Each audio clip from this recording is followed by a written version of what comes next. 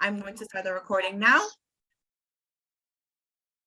Wonderful. So as I mentioned, we are very excited to host guest speaker Lucinda Mills. She is a licensed clinical social worker with the Office of Social Work in Boston Public Schools.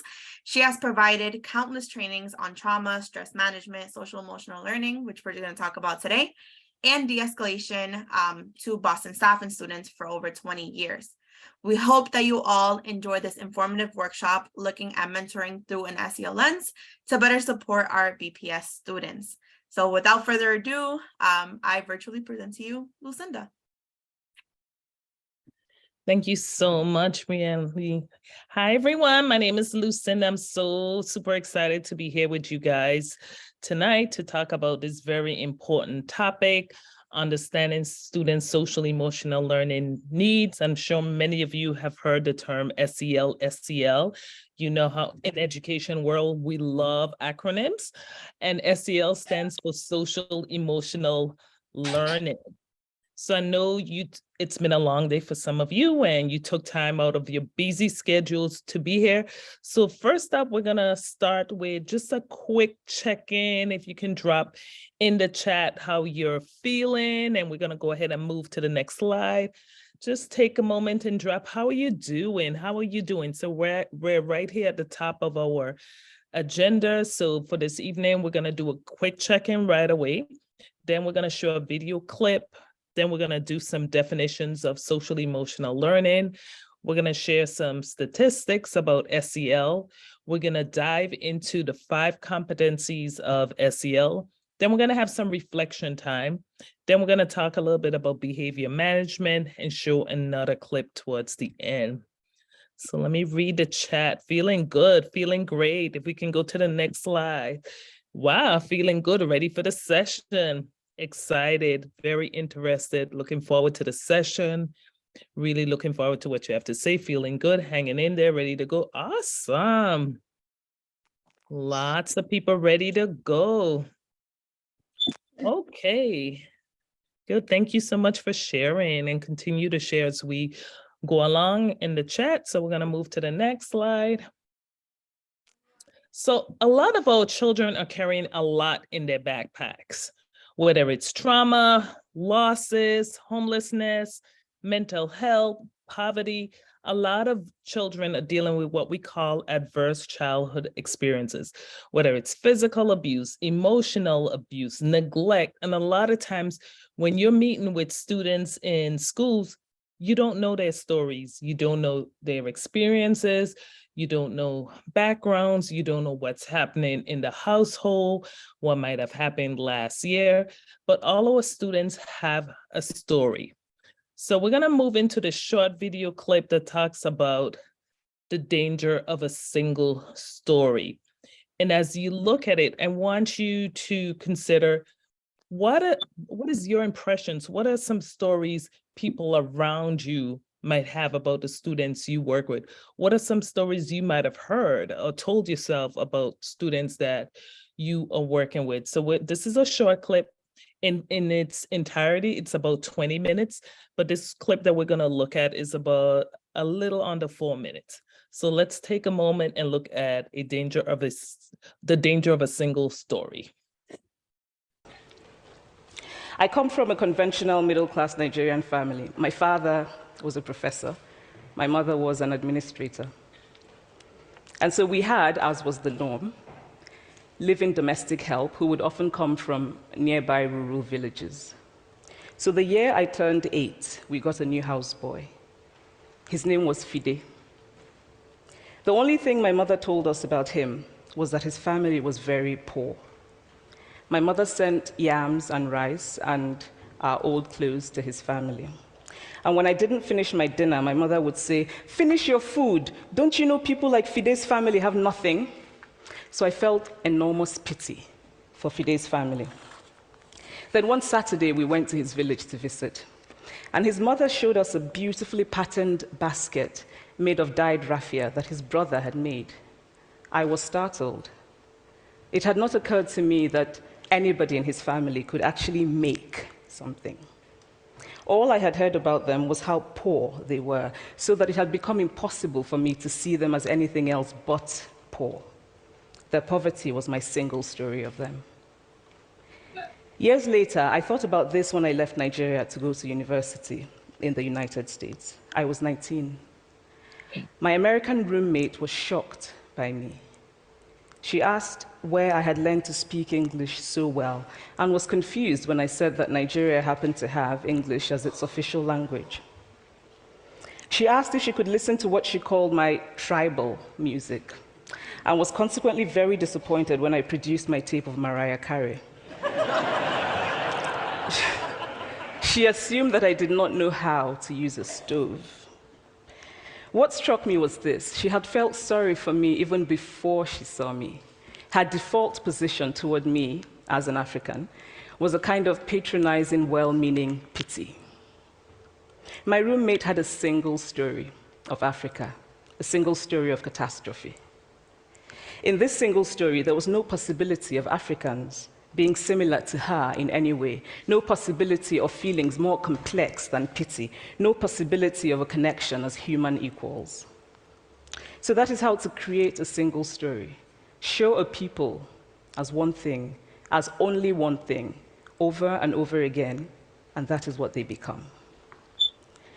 It is impossible to talk about the single story without talking about power. There is a word, an Igbo word, that I think about whenever I think about the power structures of the world, and it is nkali. It's a noun that loosely translates to be greater than another. Like our economic and political worlds, stories too are defined by the principle of nkali. How they are told, who tells them, when they are told, how many stories are told, are really dependent on power. Power is the ability not just to tell the story of another person, but to make it the definitive story of that person. The Palestinian poet Mourid Barghouti writes that if you want to dispossess a people, the simplest way to do it is to tell their story and to start with secondly. Start the story with the arrows of the Native Americans and not with the arrival of the British, and you have an entirely different story. Start the story with the failure of the African state and not with the colonial creation of the African state, and you have an entirely different story. Put your head straight, okay? My head straight. Okay. So let's have a little bit of a discussion before I continue. When you see that clip and you know the population of students you're working with, what are some single stories you have heard people say about the students that you're working with?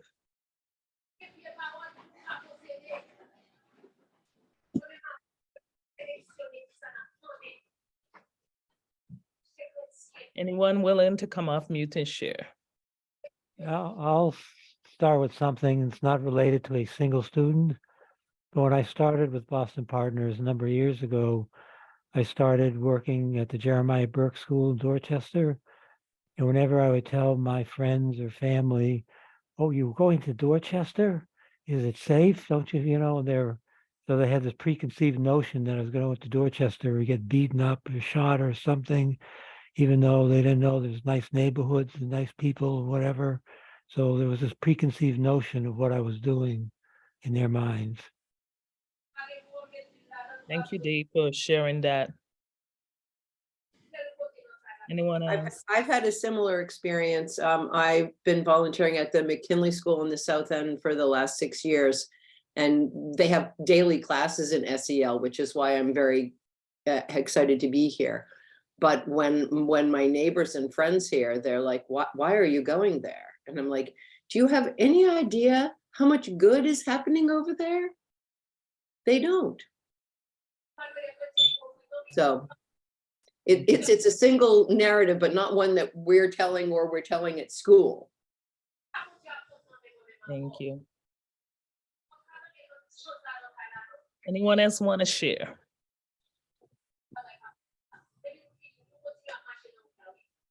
So I will share, like Dave and Kathy, I am from the Caribbean and came to go to grad school at Boston College and got an internship in Boston Public Schools. And people started telling me, ooh, you need to be careful when you're going into Dorchester, Roxbury. You don't know what might happen. So that was the story people began to tell me about this new place that I was in and what may happen in terms of their own their perception of what the neighborhoods were like. So, okay. So then we know as mentors coming into the school, a lot of what was shared already in terms of people's perceptions about the neighborhoods, but then also people's perceptions about students, right? So this is where having that SEL lens really matters, that social emotional learning lens, in getting to know your students and becoming a protective factor in the students' lives that you're working with, and coming from a strengths-based approach.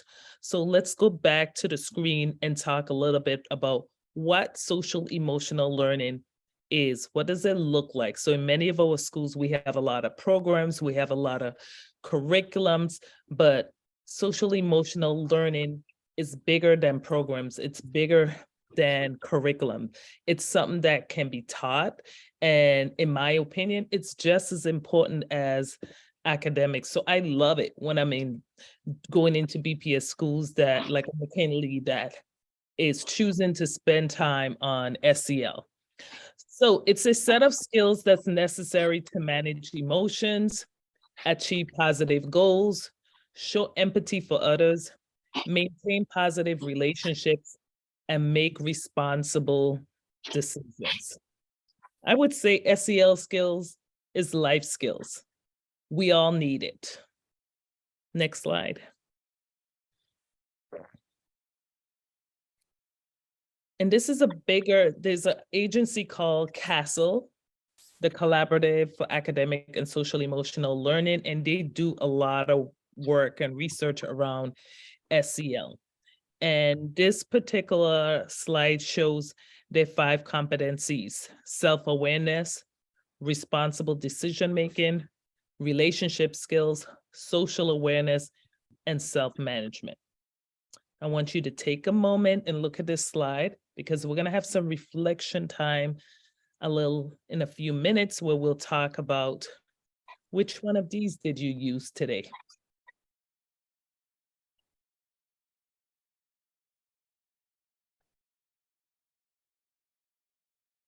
Were you able to manage your emotions and behavior to achieve your goals in self-management? Were you able to show understanding and empathy for someone? Were you able to form positive relationships? Are you working in teams? Are you dealing with conflict effectively? Were you able to recognize one's emotions and values, as well as one's strengths and limitations in self-awareness? Are you able to make ethical, constructive choices about personal and social behavior? Next slide. So it's also important for us to look at the data and understand why SEL is so important. So educators believe greater emphasis on SEL learning would have major benefits in school, at work, and in life. In schools, 77% of all teachers say SEL will improve academic performance. At work, 87% believe SEL will be a major benefit in preparing students for the workforce. And in life, 87% believe SEL will help students become good citizens. Next slide. So why does SEL matter? 29% of students who feel like their school provides a supportive, encouraging environment. That's from using SEL. 83% of students who made academic gains when participating in an SEL program with an academic component. We saw an 11% average gain on standardized tests by participating in an SEL program. SEL programs improve behavior and attitudes towards school and prevent substance abuse. An 11% average increase in GPA for participants in one SEL program. And again, this information comes from Collaborative for Academic, Social, and Emotional Learning. If you want to know more about this topic, you can go to www.casel.org. Lots of information on SEL programs across the US. Next slide. Again, some more stats. The research links SEL to student success and help reduce risk for failures. 9% difference in problem behaviors, 10% difference in emotional distress, and on the increase, a 23% gain in social emotional skills, 9% gain in attitudes about self, about others, about school, and 11% gain on academic performance via standardized tests. Next. So again, here are 5 SEL competencies: self-awareness, self-management, social awareness, relationship skills, and responsible decision-making. And if you take a look at the circle, it shows you the skills in the middle. It shows you SEL curriculum and instruction that happens in the classroom. And then when we go outside that circle, we see what's happening in terms of school-wide practices. And then the next layer is where you come in as mentors, where we have family and community partnerships. So your coming into the school is just as important in terms of promoting SEL skills and practices in our schools. Okay, next one. So let's take a moment, and this is a quick grounding activity. Think about 5 things that you can see around you. 4 things you can touch around you, and 3 things you can hear. 2 things that you can smell, and 1 thing that you can taste. All using our 5 senses, which helps us move into the next one. Self-awareness. So that quick grounding activity helped us to be self-aware. Self-awareness teaches students about identifying emotions, how to have an accurate self-perception, how to recognize strengths, how to have self-confidence, and how to have self-efficacy. Self-efficacy, being able to have control and motivation over your own behavior. Self-awareness.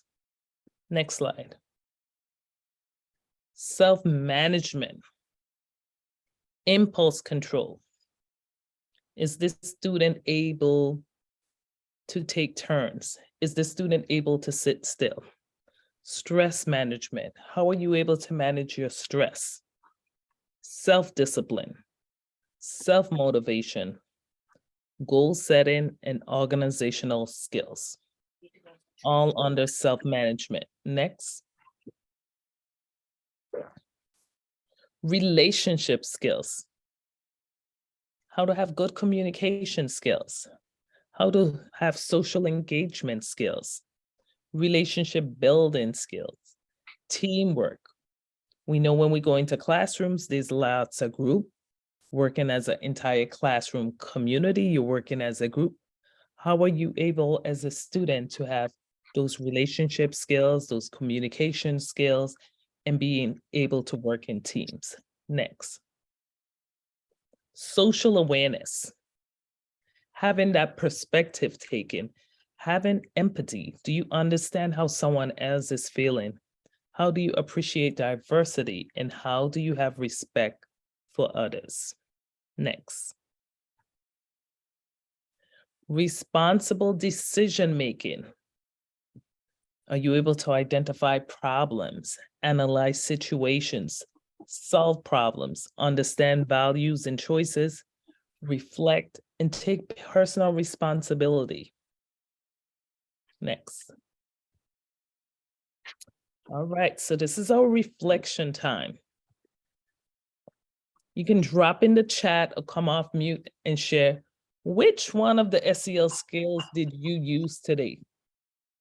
Which one of the SEL skills did you use today? Brownie, come on.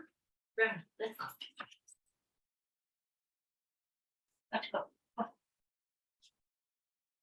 Let's stop share for a minute. Which one of these skills did we use today? Did you use self-awareness, social awareness, responsibility, relationship skills? We all got here on this Zoom tonight, so we definitely used some skills today.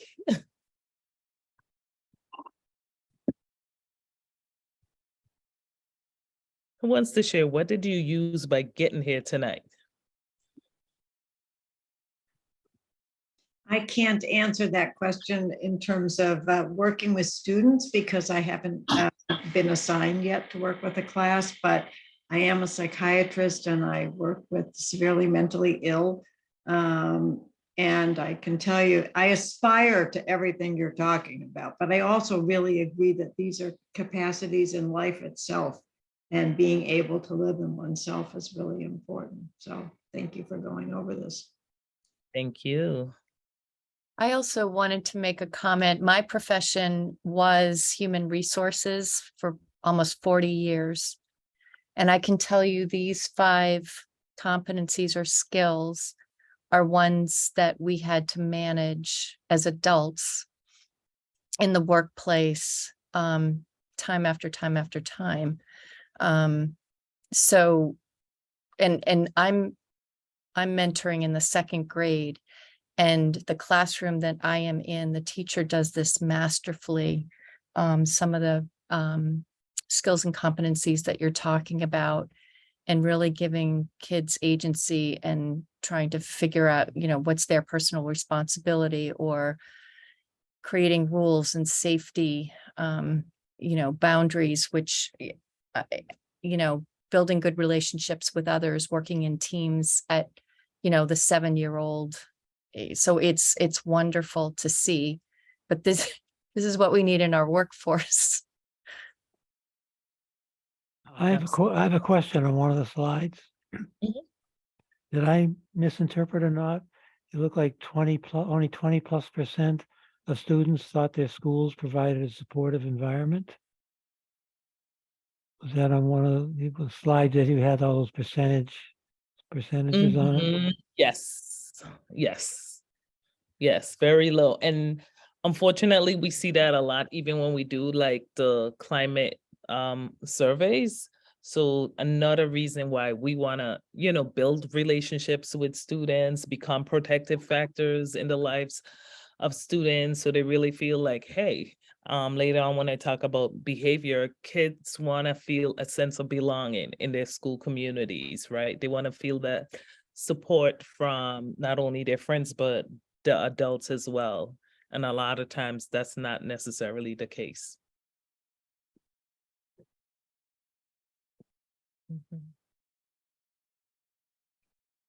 Anyone else in terms of any other skills?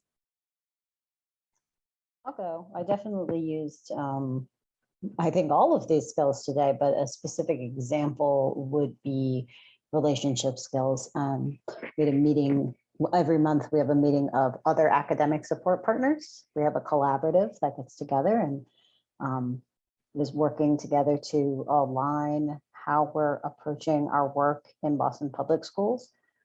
And I think that we really needed our relationship skills to all come together, and we don't see each other as competition. We're collaborators, and so we really need to use those skills to make that happen. Absolutely, absolutely. And I would say we all use those organizational skills today, right? It's one thing to put something on our calendars, and it's something else for us to actually show up and remember to go, right? With so many meetings happening now on Zoom, it can be a lot, right? Especially after a long work day. So thank you to all of you. Okay, any final comments before we move on? Okay, let's get back to our slides.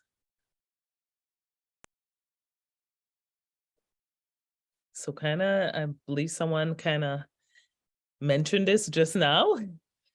The World Economic Forum 2016 tells us to thrive in the 21st century, students need more than traditional academic learning.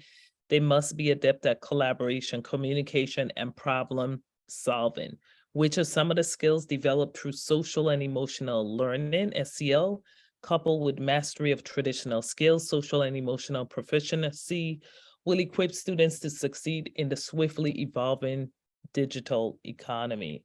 So again, we cannot underestimate the value of SEL skills and the fact that we need to teach students these particular skills. We can't assume, just like we take the time for ELA, we take the time for science, we take the time to teach reading, we can teach communication skills, we can teach the problem solving skills, but we not only need to teach, we also need to model in our behaviors in terms of what we're showing students, because our students learn in different ways.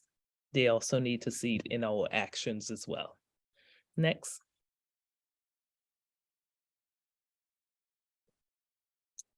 So let's take a quick, I like in my presentations to do a quick little break. Let's take a little quick, whether it's an eye break from the screen, a stretch break, get something to drink really quickly. We're gonna take like a quick 5 minutes. Okay, we're gonna take a quick 5 minutes.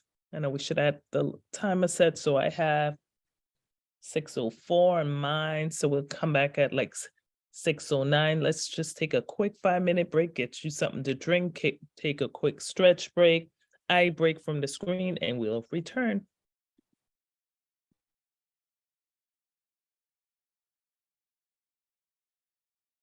Okay, next slide. I want you to take a minute and read this wonderful cartoon.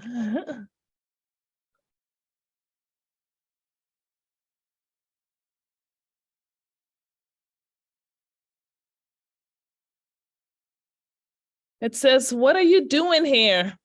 "I'm practicing waiting for the school bus." "Is that something you have to practice?" "It is if you want to be good at it."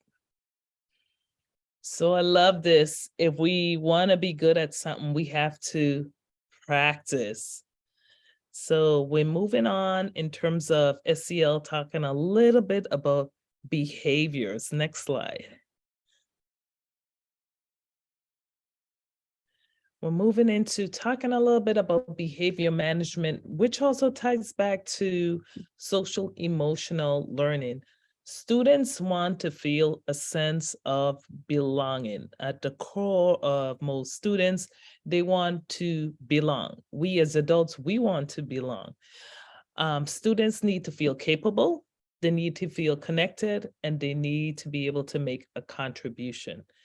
They need to be able to feel capable of doing the work. They want to have good self-esteem. When you call on me and say, "Hey, can you read paragraph A out to me?" I want to feel capable and confident that I'm able to do it. Connected. Students want to feel connected to their peers, adults, school, and their home community. They want to be able to make contributions. They want to be involved. They want to be able to make a difference. And a lot of times when we see misbehaviors is because students are not feeling that sense of belonging. They don't feel capable. They don't feel that connection. And they don't feel that they're making a contribution to their school community. Next slide. We want to focus on strength-based approach. We want to be able to do what we call positive reinforcement with students. You want to be able to greet your students when you are meeting with them, say hello and goodbye to students. You want to use verbal praise, often by telling the student that they are following the expectations. You want to be able to smile at the students when they're behaving well. Use handshakes or high fives, also good for positive reinforcement. Use positive reinforcement frequently and immediately when students are following the expectations. But first and foremost, we need to also be able to teach the expectations and not just assume. So sometimes you may go into schools and people may say, so-and-so needs to be respectful. They need to be responsible. They need to be safe. But what exactly does respectful or responsible mean? What does it look like in a school setting? If I'm being respectful, hey, I want to be able, Johnny, can you please show a quiet voice? Can you use kind words?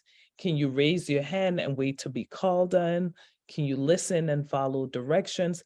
Be responsible.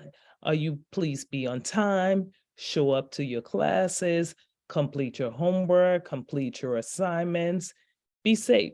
Let's keep our hands and feet to ourselves, okay?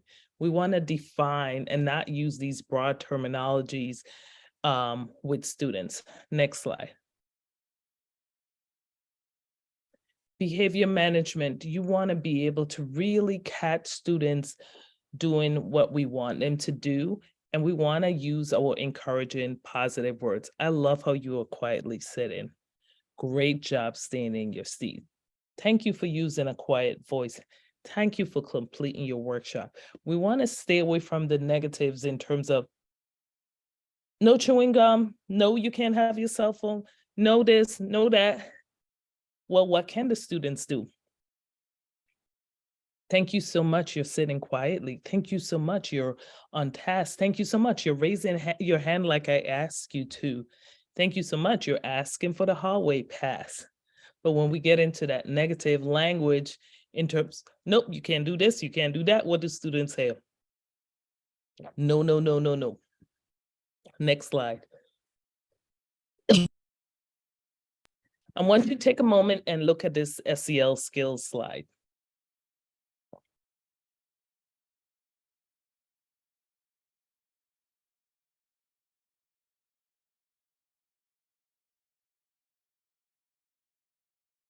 How does these skills relate back to behavior management? Or I would say engaging students. What do you see?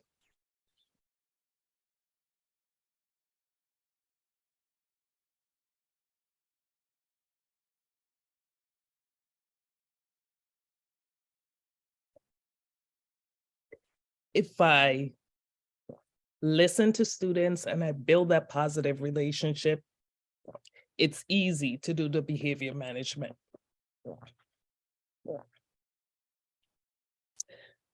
Next slide.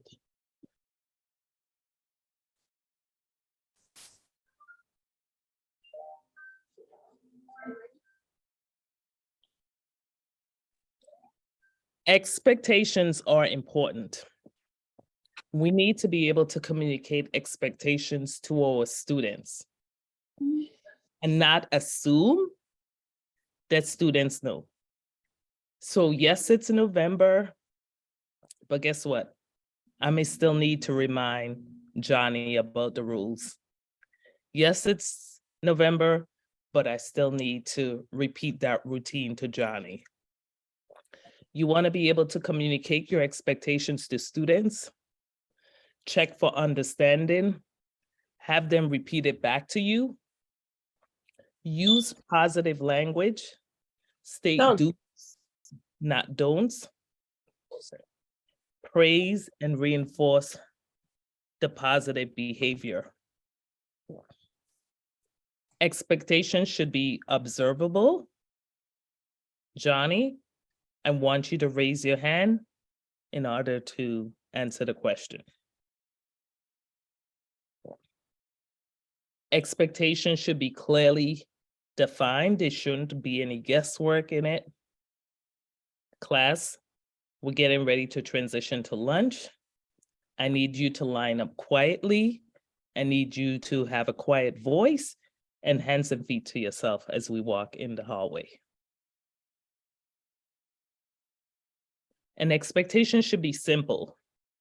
So as mentors going into the schools, when you're working with students, whether it's in groups or one-on-one, you want to make sure you're communicating your expectations. Letting them know, hey, Johnny, today, I want you to sit quietly. We're going to work on questions 1 to 5. If you need help, raise your hand. Check for understanding. Have Johnny repeat back to you, what did I just say? And if they're not understanding, you want to repeat it again to make sure, because we want to make sure our expectations are clear. Because a lot of times when we see misbehaviors happening, it's because we have not taken the time to define our expectations.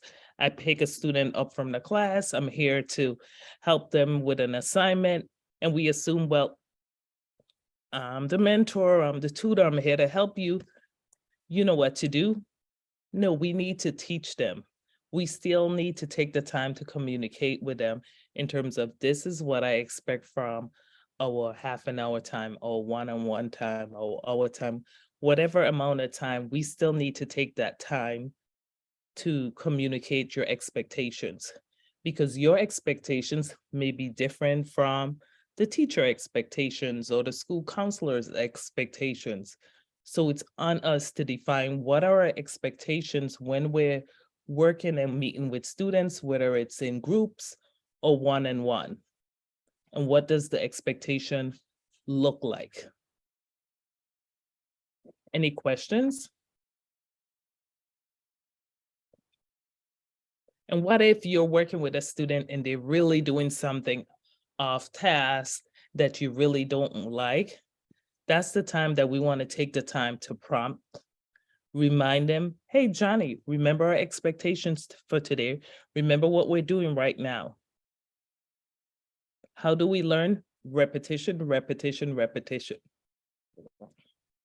Sometimes we have to take that time up front to really repeat what we sometimes assume students already know. Okay, next slide. Behavior is communication. All behavior, negative or positive, is communication.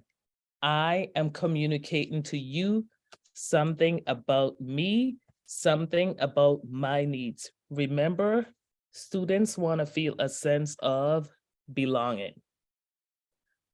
So these are like the 4 major reasons that students misbehave in school.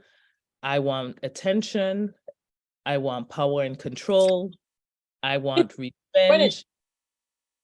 I want to avoid failure. I want attention. I belong only when you pay consistent attention to me. And guess what? Today, my teacher is not paying attention to me. Someone else in the classroom has that attention. So guess what? I think I need to act up so that I can get some attention here.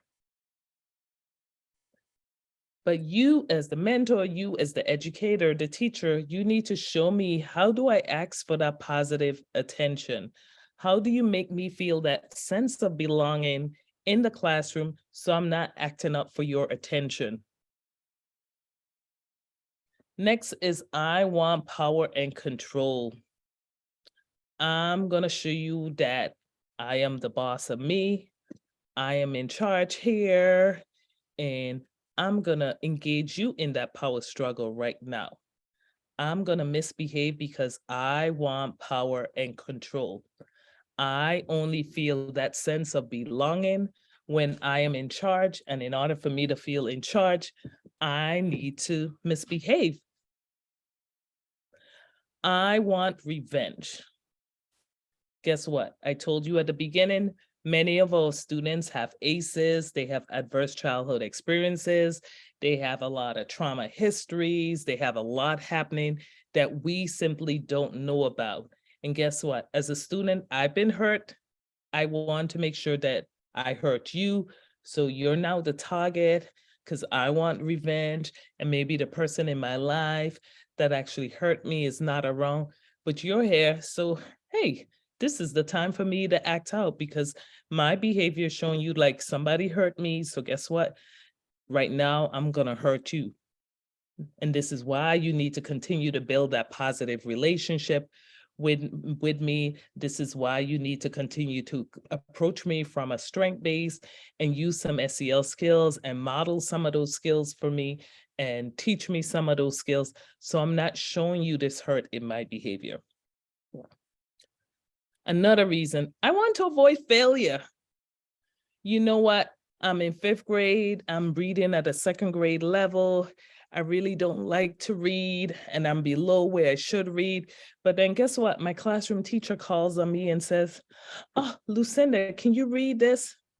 And I'm embarrassed. But instead of saying, "You know what? I can't read," or "I don't understand this passage," I'm going to misbehave because guess what? My other friends in the class, they're going to laugh. It's funny. And I get out of reading the passage because you're now sending me to the office. Avoidance of failure. I really don't belong because my academic success is not where it should be. I'm not feeling confident in my academics and where I need to be. So I'm going to misbehave and you are going to send me out, or maybe you don't know that I'm an English language learner and English is still hard for me. I'm still learning the language. And now you're expecting me to read in front of the class. Avoidance of failure, another reason why our students may show you in their behavior. Remember, behavior is communication. Behavior is coming from a place of, I want to belong. I want to feel a part of this school community. And when we look at our SEL skills, our social emotional learning skills, we want to pay attention to how are we using those skills so that we can engage students and so we can see a decrease in some of the behaviors that we're seeing in schools. How are we bringing that SEL lens? How are we affirming our students? How are we bringing in that cultural lens and understanding where they're coming from? How are we using our students to help teach us and for us to learn from them and their experiences and what they're bringing to us in the classroom? And what do we need to do with that? Again, we want to come from a strength base in terms of our approaches and get to learn from our students, asking them questions about their background, about their likes and dislikes, and what works best for them. When I'm teaching them the expectations, maybe verbally may not be enough. Maybe I need some pictures. Maybe I need to write it out. Maybe what I said verbally went over Johnny's head because of his own cognitive skills, but Johnny really needs me to have some pictures ready. And then he gets it like, oh, there goes my reminders. And if you're in any school with ABAs, they use a lot of pictures with students. Okay, next slide. Some strategies. You want to pay attention to your tone of voice, your body language, because guess what? They're paying attention to us. We're modeling SEL skills for them. We're modeling behavior for them, and they're learning from us. Are we raising our voice? Are we folding our hands? Are we getting upset? What are we doing? We want to remember to give prompts and reminders. Yes, last week you met with Johnny and you told Johnny the expectations and you feel like, hey, Johnny should remember. I meet Johnny every week. Why does Johnny not remember? Let's just take the time, repeat the expectation, give prompts and reminders. When Johnny's going off task, remember, Johnny, this is our worksheet that we're working on right now. Remember, we raise our hand quietly if we want to ask a question or if we want to answer the question that was asked. Remember, when we're in the hallway, we have quiet voices. Remember to be safe. We have our hands and bodies to ourselves. So know that it's okay to give prompt students and give them reminders. And then we need to, as always, remain calm and professional. As hard as it may be sometimes with students with behaviors that we may see, but know that we need to remain calm and we need to remain professional in doing this work. Any questions?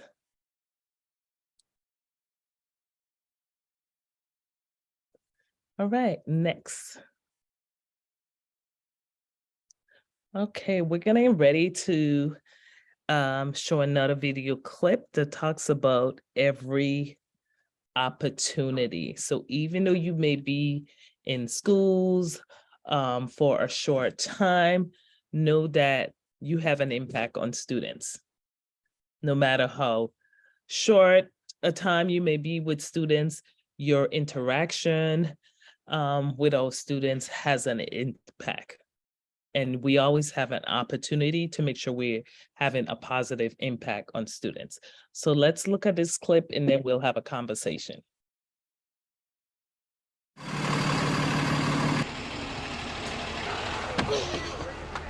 Hey, Mr. Q. Did you see that? Why would somebody do that? Please go into the classroom, no talking, quietly. Hey, Miss Merida, how you doing? We need you inside. How do you think that makes us feel? I forgot my number. What's your name? Jordan? What's your last name? Carter? All right. Go ahead. School is hard enough. Come on in, sit down quietly at your desks, and begin writing. This kind of stuff just makes it harder. I said quietly, please. Who's talking? Is it you, Sophie? Don't let it be you. Don't believe me? Sophie. Please just watch. I'm not up here for me, I'm up here for you. Pay attention, okay?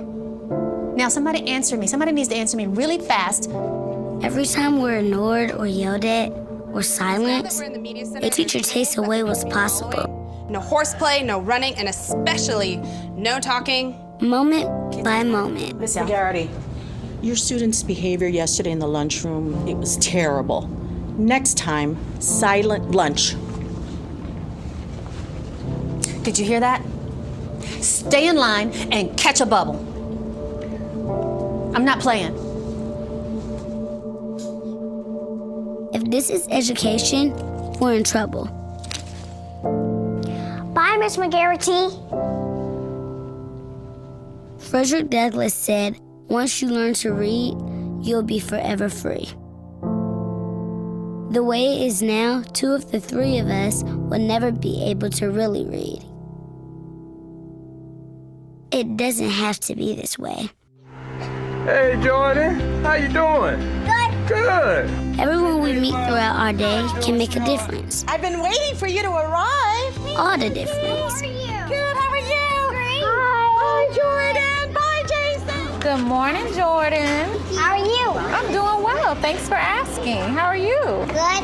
Go ahead and put your number in. Talk with us, not at us. That's okay. I'll look it up for you. Go ahead, sweetheart. Okay. All right. Have a Teach us what we need to know. That's how we get smarter. Well, good morning, Sophie, Janicia, and Jordan. And when you talk with us and teach us, give us bigger and bigger words. Now what I'd like you to do, children, is turn around and converse with your neighbor and discuss where the mother might have gone. Words that we can use to read and understand. She is prey for eagles, so she hunts at night. And that will take us places we can never reach without you. Remember, we're entering the learning zone. Now, how can we show our respect to the children and teachers who are working? We can walk quietly. Yes. Okay, kids, so what I'd like you to do is continue writing your narrative, documenting your emotions if you were the baby owl and your mother abandoned you in the nest. What can you do? Learn all that you can so that you can challenge us to be our best. You would have stayed and assisted them in whatever they needed. Share yourself with us and show us how to share ourselves with others. Give us courage. Give us compassion. Help us find our own voices so we can become who we are meant to be. Why would you want to silence us?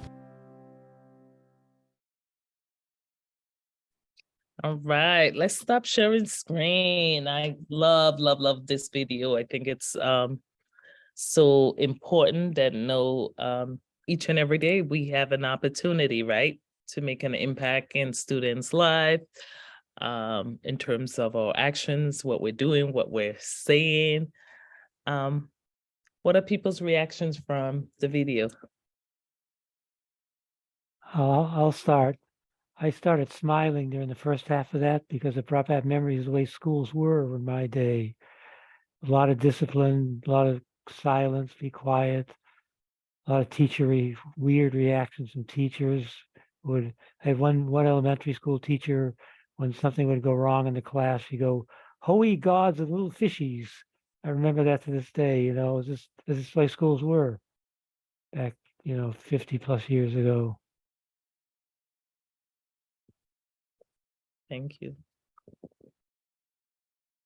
Anyone else, your reactions? My reaction to the second part was that's what when I go to McKinley 3 days a week and I arrive with the students, and when you walk in, there are teachers, the headmaster, the nurse, people who don't have to be out front, and they're greeting everybody, saying, "So nice to see you. We're so glad you're here." And it's a wonderful, you walk in like, oh my gosh, they're so happy I'm here. So I was thinking, oh yeah, okay, we're doing that. That's good.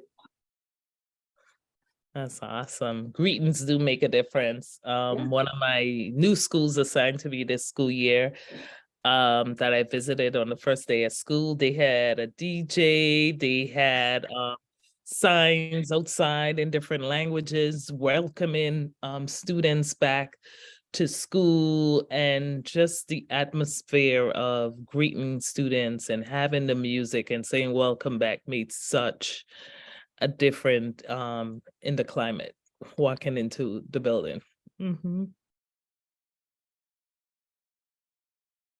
Anyone else? Anybody else had that experience in terms of the first part of the video in growing up, or anyone has seen that currently?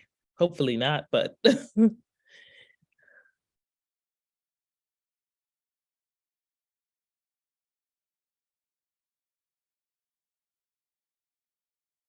I just thought the first part of the clip, it just made you feel, it doesn't make anyone feel good, just the way those ignore him or talking about him. And it just made me think of a recent experience of a massage therapist. Every day coming to work, she'd say to her manager, "Hello, how are you?" And the woman wouldn't even talk to her. And she ended up quitting. So, it even carries over to later. yes, yes. Those greetings are definitely important. What else did people see or hear from the clip? Something that I noticed was in the second half, when the teacher wanted to have the children be quiet, asking them about how they should show up was, and of course it's a video, so they're showing it sort of perfectly, but right, giving them some ownership over what those expectations are. And frankly, that also helps if they know the expectations. Yeah, absolutely.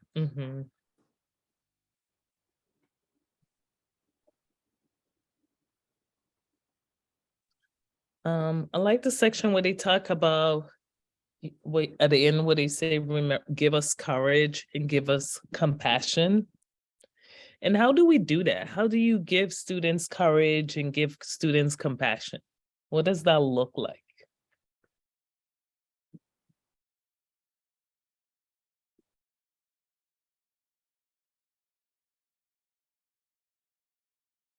Is that possible?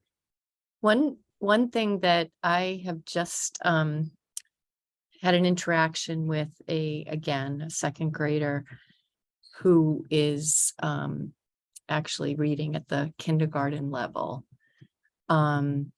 She and I were working on something, and I just looked for something that she was doing well, and which happened to be copying the letters.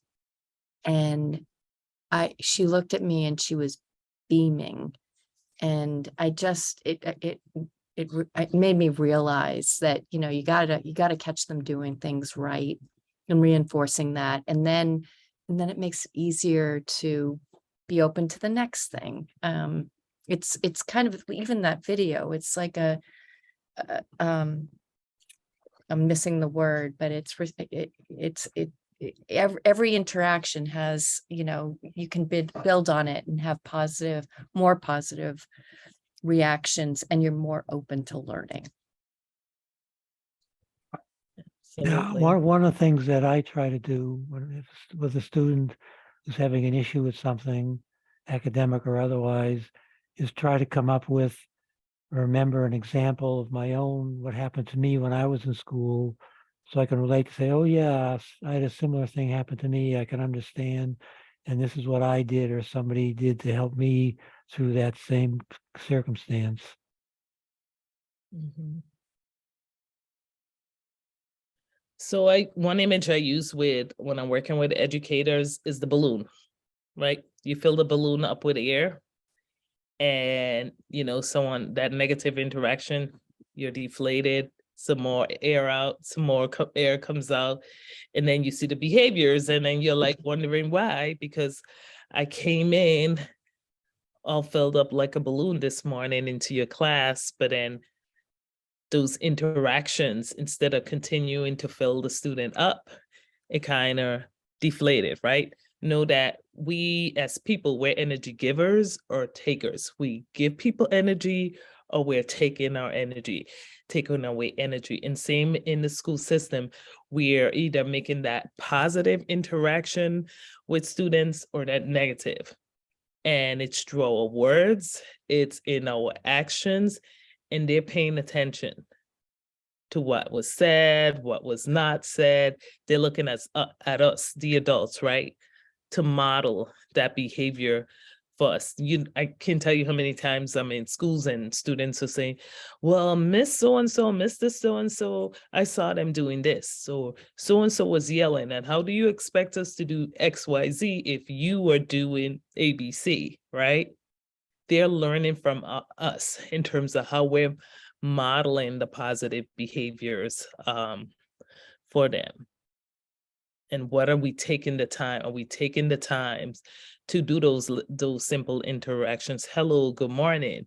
How was your weekend? Did you sleep well last night? Did you have something to eat? And asking those engaging questions.